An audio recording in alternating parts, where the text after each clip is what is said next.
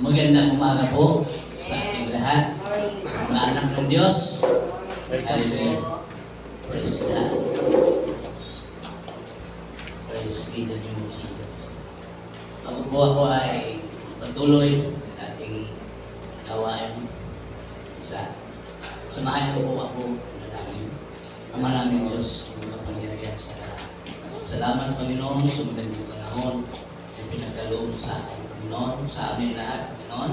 Sa oras na ito, Panginoon, aming mga kasama, aming mga kapatiran, Panginoon, na hindi pa nakarating dito, na papunta pa lang, Panginoon. Linisin mo ilang daranan, Panginoon, kung sila yung nakarating ng ligtas, Panginoon. Salamat din, Panginoon, samahan mo ko, magbahagi, Panginoon, ng iyong banal na salita, Panginoon, ang lahat ng lalabas sa aking bunganga, Panginoon, ay nagmumula sa iyo lamang, Panginoon. Ang gawa ng kaaway, hindi makadistrak mo sa akin. Salamat din, Panginoon, itago mo ako sa iyong likuran, Ama. Ikaw ang mamuna sa akin, bigyan mo ko ng katalinuhan, wisdom, nagmumula sa iyo.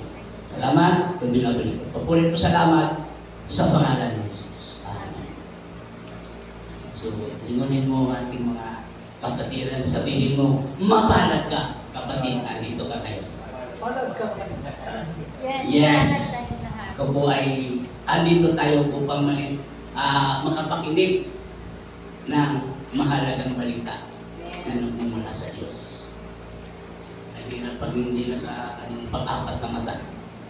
So, ang ating teksto na babasahin ngayon ay nagmumula sa pangalawang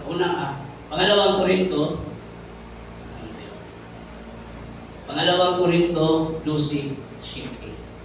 Ito pa yung nasasabi nito. Ngunit upang hindi ako magyabang sa dami ng kamangha-mangha ng mga bagay na nasaksihan ko, ako'y binigyan ng pahirap sa aking katawan na nagsilbing sugo ni Satanas upang pahirapan ako at nang sa gayo'y hindi ako maging palalo.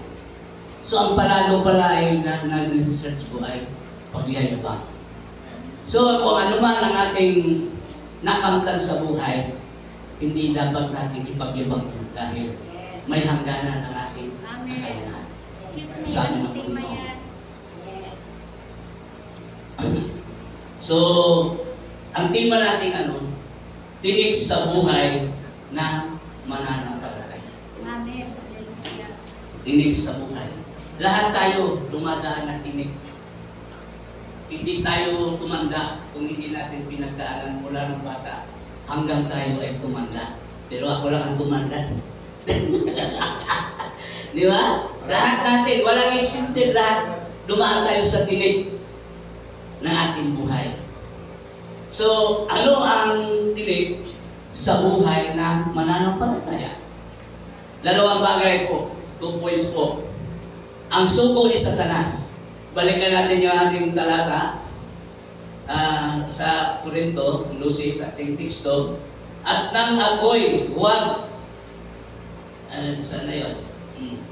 Ngunit upang hindi ako magyabang sa dami ng kamangha-mangha, mga bagay na nasaksihan ko, ako'y binigyan ng pahirap sa aking katawan na nagsilbing sugo ni Satanas upang pahirapan ako at nang sa gayo'y hindi ako maging panalo. So ang sugo, mula nang tayo ay isinilang, may kaakibat na yan na tinig na ating tatahakin. Dahil sa panahon ni Apostol Pablo, ito ay tinutukoy ito dito sa talatang ito, si Pablo. Marami siyang pinagdaanan. Marami siyang pinagdaanan na mga pangyayari na sa ngayon ating nagkaranasan. Magkakaiba man noong unang panahon ni Apostol Paul. Pero kung sa atin nangyari yung kanyang pinagdaanan, tayo po ay malinis ng landas. Dahil wala nga ang bigas, mababalisa ka na. Walang pambayad ng tubig, hindi ka na makakatulog. Kunting tinig lang dahil napagdaanan natin. Nung bawat isa sa atin, pinagdaanan natin ang lahat. Sa panahon ni Pablo, ilang beses siya na binago. Di ba? Atas muna natin dito, ang sugo. Ang sugo ni Satanas. i-atras natin dito sa Pangalawang Korinto 11:23 hanggang 27. Ito mababasa natin. Sila ba ay mga lingkod ni Kristo? Tinanong ni Paul. Mas mabuti akong lingkod ni Kristo kaysa kanila para akong isang baliw na nagsasalita. Ngayon, higit ang aking pagpapagal kaysa kanila. Mas maraming bisis akong nabilanggo, hinagupit ng napakaraming bisis at madalas na binabanggit sa kamatayan, nabibingit ng kamatayan. Ha? Ang talatang iyon ay nag-ano sa atin. Kumbaga, nire-reflect. Kumbaga, para ma-refresh tayo ang pinagdaanan ni Pablo. Ang pinagdaanan ni Pablo, napagdaanan natin, pero kumbaga, tinik lang ng isda ang ating napagdaanan. Kaysa tinik ni Pablo na talagang mahaba yung tinik na kanyang pinagdaanan. Dahil ilang bisis siya nabilanggo. Pero ang kanyang katawan ay nanghihina. Ngunit kapatid, ang kanyang espiritual, hindi nanghihina. Dahil nalampasan niya. Ganon din tayo. Kung tayo may mga pagsubok man, na pinagdaanan, natitinig tayo, pag tayo ay sumurinder, hindi natin malalampasan. Hindi natin maabot yung kay Pablo na abot. Ito po ay nire-relate ko lang sa pangyayari sa panahon ni Pablo. Dahil ang pinagdaanan ni Pablo ay napagdaanan natin. Kumbaga, inuhubog tayo, minumul tayo ng Panginoon na pinagdaanan. Kung anong pinagdaanan ni Pablo, napagdaanan natin. Pero ngunit, huwag tayong susuko sa mga problema. Dahil tayo, kunting problema lang, nagbabalisa tayo. Naku, wala akong pambayad bukas sa kuriti ni Pastora. Pero ang Panginoon, maliit lang na bagay yan. Pero tayo, nandito tayo para anuin yung mga bagay na mga darating man na problema. Inuubog tayo ng Panginoon upang malampasan natin. Kumbaga, training. Tinitesting lang tayo ng Panginoon. Tinitesting tayo ng Panginoon. Dahil ang pinagdaanan ni Apostle Paul, unti napagdaanan natin. Pero hinahanda tayo. Yung pinagdaanan ni Paul, kaya nga nakalagay dito sa Biblia, sa salita ng Panginoon, upang kung dumaan man sa atin yun, nakahanda na tayo dahil nababasa natin yung salita ng Panginoon. Amen. Diba? Hallelujah. Palakpakan natin ng Diyos. Tapos sa 24, 5 beses akong tumanggap ng 39 na hagupit mula sa mga Hudyo. Kapwa niya Hudyo ang nagpapahirap sa kanya. Ganun din tayo mga kapatid. Ang nagpapahirap sa atin, hindi naman kapwa natin Pilipino. Kapwa natin Pilipino. Ang nagmamariti sa atin, ay si ganyan yan, kapwa Pilipino. Dahil nangyayari sa panahon ni Apostle Paul, Hudyo rin ang sa kanya. Ganun din tayo. Ganon din tayo. Pero mga kapatid, nababasa natin itong talatang ito, napakaganda. Dahil doon tayo kung paano tayo lumakad. Manihina man ang katawan natin. Pero kapatid, huwag tayong bibitaw sa spiritual. Dahil ang salita ng Diyos, maliwanag pa sa sikat ng araw. Amen? Hallelujah. Sa 25, 3 ulit kung naranasan hagupitin ng mga Romano at minsan pinagbabato. 3 beses kong naranasang mawasak ang barkong aking sinasakyan at minsan buong araw at gabi akong lulutang-lutang sa dagat. Yun ang naranasan. Tayo kaya, mga kapatid, ang tanong ko, kaya ba natin? Kaya ba natin? Kunting lang siguro. Kunting lang, tayo ay, sabi ko, susunod din na. Lord, bakit nangyari sa atin ito? Araw-araw ako, minuto-minuto, humingi ako sa inyong gaban. Nangyari sa akin. Kapatid, lahat natin pagdadaanan yan. Tinitis lang tayo ng Panginoon kung hanggang saan yung ating kakayanan. Pero hindi tayo binigyan ng Panginoon na hindi natin kaya. Ngunit, para tumibay ka Katulad ng bahay. Kung mahina yung pundasyon ng bahay mo, kunting pagano lang na yung ulit, siguro, wala na. Dahil matibay yung pundasyon ng bahay, hindi talaga kahit anong unos ang dadaan sa'yo, dadaan sa bahay mo, hindi talaga mabubuwal yan. Dahil, katulad sa atin, kung matibay ang ating pundasyon sa pananampalataya, kahit anong problema, kahit anong pagdaraanan mo, hindi ka bibitaw dahil alam mo yung salita ng Panginoon. Hallelujah! Praise God! Sa 26, sa malimit kong paglalakbay, nalagay ako sa iba't ibang panganib sa mga ilog, sa mga tulisan, sa aking mga kababayan, at sa mga hindi. Mga panganib sa lungsod, sa ilang dagat, at sa mga huwad na kapatid. Kaya, huwad ng mga kapatid. Kaya tayo mga brothers and sisters, kung makarinig man tayo ng hindi, sa pandinig natin ay medyo napaw. Huwag na natin pansinin. Dahil pag pinansin natin yan, kahit, alam mo, yung butas, kahit maliit lang yan, pag lagi mong inano yung butas na yan, lalaki na lalaki, lalaki na lalaki, hindi mo na makukontrol. Tingnan mo yung sa tubig, yung butas ng tubig, maliit lang yan. Pag hindi mo na ano yan, nagapan yan, lalaki na lalaki, lalaki na yung bayaran mo.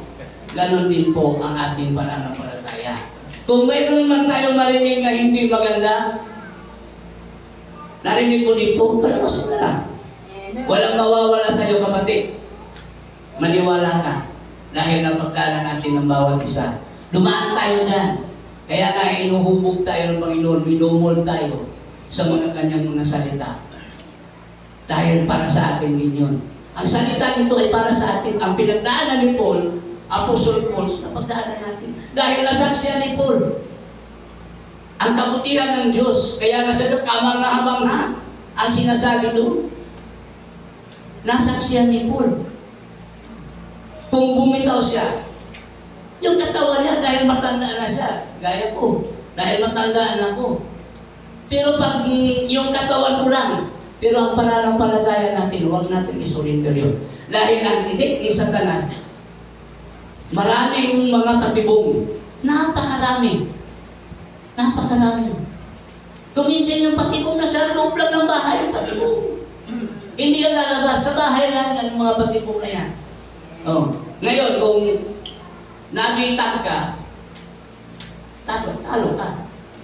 Pag nabitag yung pamilya, isang pamilya lang ang mabitag. Lahat yan. Maniwala ka. Lahat yan.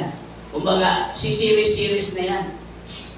Dahil nasa loob lamang yung, kumbaga, yung tinik. Ang dami yung tinik na binibigay ni Satanas. Kaya sabi niya, subo ni Satanas. Di ba? Na 27. Naranasan ko rin ang labis na hirap at pagod, malimit, pagpupuyat at matinding gutom at uhaw. Naranasan ko ang ginawin. Ngunit wala naman lamang may balabad. Yes. Naranasan ko na ginawin. Kaya natin.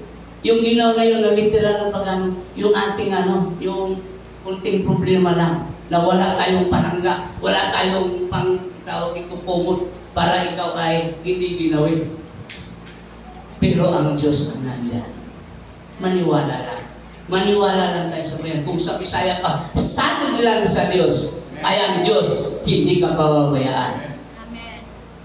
Hallelujah. Salamat sa Panginoon dahil kaya mababasa rin natin sa Korinto.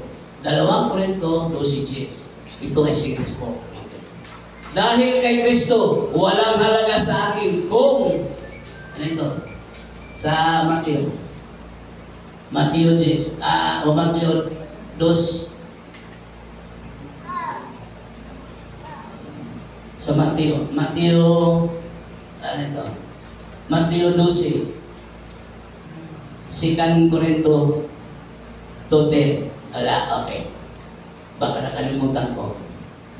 Anong sabi dito? Dahil kay Kristo, walang halaga sa akin Kung ako may mahina, kutyain, pahirapan, usigin at magtiis, sapagkat kung kailan ako lalong mahina, saka naman ako nagiging malakas. Ha? Kung saan siya nanghihina, lalo siya lumalakas. Ganun din tayo, kung manghihina tayo sa katawan, para kasi natin yung spiritual. Di ba? Di ba kung minsan may sakit, yung mayayaman, kumbaga tinatalingan na. Di ba? Gusto niya lahat ng kanyang kayamanan ipamimigay. Di ba? Lahat ng mga kapitbahay, kahit hindi niya kabati, kahit hindi niya, kasi nung maganda pa yung kanyang katawan, maliksi pa siya, hindi siya namamansin.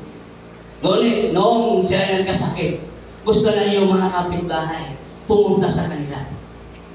Di ba? Dahil bilang na yung araw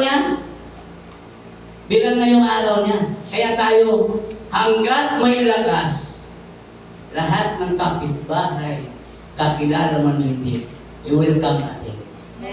Dahil yung buhay natin may hangganan. Dahil pagdating ng panahon, hindi mo na ma-appreciate yung mga ginawa ng kapitbahay mo dahil ikaw ay wala na. Itong mga talata na ibinibigay ay pinapabasa sa atin, pinaparinig. Ito po ay para sa atin. Training po sa ating sarili. Kung paano tayo mag-ano na natin mga kapitbahay, kakilala mo natin hindi, welcome po natin dahil anak rin sila ng Panginoon. Amen. Doon sila makapagsabi na itong tao na ito, totoo pala ito. Pero kung hindi ka man lang manghihiya ng tubig, hindi ka man lang makapagbigay ng tubig, tapos tayo po ay nagsasalita ng ano ng Panginoon, taliwas, hindi po yan ang tunay na Kristiyano. Pangalawa, second point sa atin, ang paghihirap ng kalooban. Iyon ang mabigat, ang paghihirap ng kalooban. Dahil ang kalooban, ang paghihirap ng ating kalooban sa loob-loob. Diyan tayo. O minsan mga kapatid, ang paghihirap na ano, sino hindi dumaan dito na nababalisa? Taas ang kamay. Yung hindi dumadaan, ha? Yung hindi siya nanulit, yung nababalisa. Kung minsan mga kapatid, nandito tayo sa simbahan. Ngunit, ikaw ay nababalisa dahil nagulumihanan ka dahil may babayaran ka, may marami kang iniisip. Ikaw ay nakikinig, pero yung isip mo wala rito dahil ikaw ay nababalisa. Ha, di ba? Ay, napagdaanan ko noon yan. Kaya napagdaanan ko. Nandyan ako sa simbahan, nakikinig ako ng ano ni Pastor Frank, pero yung isip ko, Bibo Pastor. May chiki ako. Baba. Oh, yun mga kapatid, napagdaanan ko yan. Kaya ang binabasa ko itong passage na ito, ako ang natatamaan. Dahil napagdaanan ko, sabi ko, Lord, nakarelate ako dyan. Di ba? Masaya kaya, pag ikaw ay nakarelate, ikaw ang una nakarelate ng salita ng Panginoon. Dahil testimony, yung baga yun na nagiging testimony mo sa buhay.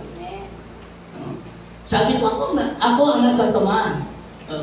Ako ang natatamaan. Balikan natin yung ating sa 11:23. Ito balikan mo na ito. Sila ba ay mga lingkod ni Kristo? Tanong nila. Mabuting akong lingkod ni Kristo kaysa kanila para akong isang baliw na nagsasalita ngayon, higit ang aking pagpapagal kaysa kanila. Mas maraming bisis akong nabilanggo, hinagupit ng napakaraming bisis at madalas nabingit sa kamatayan. Ang ganda ng salita ng Panginoon dahil lahat natin pinagdaanan niya. Walang exempted dyan. Lahat pinagdaanan natin. Natin dito sa Matthew 13:7. May mga binhi namang nalaglag sa matinik na halaman. Lumago at ang mga halamang matitinik at sinakal ng mga ito, ang mga binhing tumutubo doon. Gaya po natin. Di ba? Kaya yung tinik na yan, turn, ano ba nito? English, turn into flesh. Yun po. Para makommunicate natin ang ating pag-ibig. Kumbaga naranasan natin. So, napakaganda na ano, di ba? Sinabi dito, mga binhi. Ano naman mga kapatid? Kung tayo po ay naglalakbay o lumalakad, ang nadadaanan natin, di ba? Yung anong tawag ng mga sampilit, kung sa ano ng mga, yung mga tinik, hindi tayo nakakatuloy ng makakalakad ng diretsyo dahil may obstacle na dadaanan mo ng mga tinik. Pero pag nalampasan mo yan, yung mga tinik na yan, ngunit unti-unti ka nakakalakad, kahit tawag nito hindi mabilis, pero nakakaano ka, makakarating ka sa paruroonan mo. Di ba? Pag tumatay sa bundok, maraming mga tinik na dadaanan natin. Mabilis ba ang ating lakad? Hindi po. Dahil ang tinik na yan, ang tungkulan dyan, yung tinik na ginagawa ni Satanas. Dahil maraming siyang patibong na hindi natin alam. Ganun po yun ang buhay natin. Ganun po yun. Di ba? Di ba ang ano natin? Di ba ang buhay natin na sa bawat isa, ang bawat isa natin, kanya-kanya tayo na problema. Kanya-kanya na. Ibig sabihin, yung tinik na yun, yung problema na yan, yun ang tinik na patibong ng Satanas. Ni Satanas. Ano muna? Napatibong? Financial. Yun ang number one na patibong ni Satanas. Financial problem. Diyan tayo nawiwinda ang financial. Diyan ang bumula sa financial.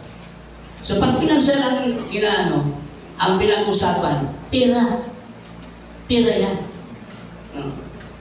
Pera. Pero pag ikaw ay naniwala na may Diyos tayo na nagbibigay ng blessing sa atin, hindi ko mamula. Dahil may Diyos ka, pero kung wala kang mahina yung pananampalataya mo, mawiwindang na mawiwindang ka. Hindi ka sasabihin na, di ako mawiwindang, mawiwindang ka. Sa bayarin pa lang, nawindang ka na. Ganon yun. Di ba? Kasi tayo dito sa 27, 22.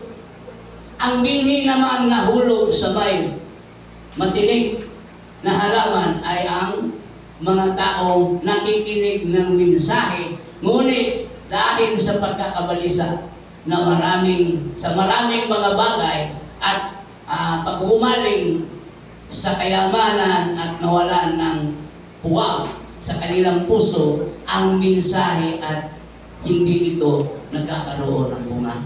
Di ba? Hindi nagkakaroon ng bunga. Dahil nakikinig tayo pero ang isip natin, yung bayaran natin bukas. Ganun po yun. Wala dito yung puso mo. Dito yung ngayong physical, ngunit ang spiritual nasa labas. Di ba? Hallelujah? Kayo nino ba? Palakpakan natin ang buhay ng Diyos. Napakaganda na di ba? Pagkabalisa. Yan, pinagdaanan ko yun. Buhay ako ng testimonya doon. Hallelujah. Bakit pinantulot ng Diyos ang tinig sa buhay natin? Yun ang tanong. Bakit? Una, para huwag magpalalo. Huwag magpayabang. Kasi sinabi doon sa ating teksto, pagpapalo, o di ba? Magpapalo sa labis ng labis. O di ba? Magmayabang. Dahil yung ating, kung ano man ang ating narating, ano man kayamanan mo, hindi mo pwedeng ipagyabang. Dahil may hangganan niya. Kumbaga sa may boundaries yan, may hangganan. Tayo, ipasa Diyos natin, kung ano man narating mo, ay sabihin, ay, magaling ako dyan. Ay, gano'n din yung tao eh. Mentality na natin, na sabihin, wala sa akin yan, wala sa kalingkingan ko yan, ganyan, narating. Mas magaling ako dyan. Mas magaling akong preacher dyan. Mas magaling akong Bible, debater dyan. Lahat. Pero hindi po. Kasi pagyahin ko yun. Pangalawa, para bigyan tayo ng boundaries, di ba? Bakit hayapin ko? Bakit yung aeroplano, kahit anong taas niya, bakit may boundaries? Nandun yan sa taas, ha? Bakit? Hanggang dyan lang yung kanyang limitasyon. Hindi siya pwede magpataas doon kasi pag tumaas siya, babagsak na siya. May hangganan. Ang buhay natin, kung ano man ang natin, ang ano man ang narating natin, may hangganan yan. May hangganan. Dahil ang buhay natin, may hangganan din. So huwag tayong magmalabis. Huwag tayong magmayabang. Kasi kung ano man ang mayroon tayo, ano man ang narating natin sa buhay. Pangatlo, para matest ang tunay nating focus. Di ba? Pag hindi tayo nakapokus sa Panginoon, yung focus lang natin pera, di ba hindi tayo nagsisimba? Di ba? Hindi tayo dito sa church dahil naranasan ko rin ang focus ko, pera, dahil may bayarin ako. No, di ba? Pero ano sabi ni Lord? Tanggalin ko yan para makapokus na. Hallelujah! Salamat sa Panginoon. Dahil tinanggal niya yung negosyo ko, ako ay nandito tumayo sa harapan ninyo. Hallelujah! Praise God. Palakpakan natin ng Diyos. Palakpakan natin ng Panginoon. Taste lang sa buhay natin yan. Lahat ng mga pinagdaanan natin, negative man yan, positive man yan, testing ng Panginoon kung hanggang saan tayo. Totoo ba yung paglilingkod natin o hindi? Ganun po yun sa buhay natin. Bilang isang Kristiyanos, maraming pagsubok yan. Pero, minumuld ka ng Panginoon. Purification ka. Purify. Pinupurify tayo. Parang sa tubig, di ba? Tubig na yan, ha? Pero bakit dumaan doon sa purified water? Di ba? Lilinis din. Ganon din tayo. Kahit tayo purified na anak ng Diyos, nag-ano na tayo sa Panginoon, nakilala natin ng Panginoon, tayo ay sumusunod sa Kanya, pero pinaprocess pa rin tayo. Gradually or ano pa yun, tawag doon. Ganun ang buhay natin. Hindi ka magiging Kristiyanos, hindi ka magiging anak ng Diyos pag hindi mo napagdaanan lahat ng bagay na yan. Diba? Hallelujah. So, dadako na tayo, lumampas na ako kunti lang. Dadako na tayo sa ating conclusion. Kapatid, normal ang tingin sa buhay natin bilang mananampalataya. Hallelujah. Hindi naman magtagumpay ang makakalagpas sa mga pagsubok kung hindi mo dadaanan ito. Dahil ito ang purification process, testing process, kung totoo tayo para sa ating limitasyon. So, di ba? May limitasyon ang buhay natin. Kapatid, pagsikapan natin. Kung ano man ang tinik na pagdaanan natin, malalampasan natin yan. Nalalampasan na nang hindi mananampalataya. Tayo pa kaya nang kilala natin ng Diyos kung gaano kahabagin, kung gaano kabuti ng Diyos sa buhay natin. Dahil lahat ng pinagdaanan natin, napagtagumpayan dahil mahal tayo ng Diyos. Sabihin mo sa kapatid, yung mga katabi mo, mahal ka ng Diyos. Hallelujah. Praise God. So, recap muna tayo. Ang dalawang 2 points natin, ang tingin sa buhay ng mananampalataya, ang sugo ni Satanas. So, pangalawa, ang paghihirap ng kalooban. Napakaganda na ang paghihirap ng kalooban. Lahat tayo dumanas ng paghihirap ng kalooban. Kasi pag nagpasasabihan tayo ng ating kapatid, kung sino man ang nakapagsabi sa atin, mahirap sa kalooban. Pero dahil anak ka ng Diyos, marunong ka magpatawad. Pinatawad mo ang nakakasala sa iyo. Hallelujah. So, bakit ipinahintulot ng Diyos ang tinig sa buhay natin? Para huwag magpalalo, huwag magpalabis. Para bigyan tayo ng pangalawa, boundaries. Pangatlo, para mag-test ang ating focus sa Panginoon. Focus lang tayo, Panginoon. Mga kapatid, kung manghihina man ng katawan natin, basta spiritual, hindi tayo pwedeng magpa-luya-luya kung sa Bisaya pa. Kapit lang.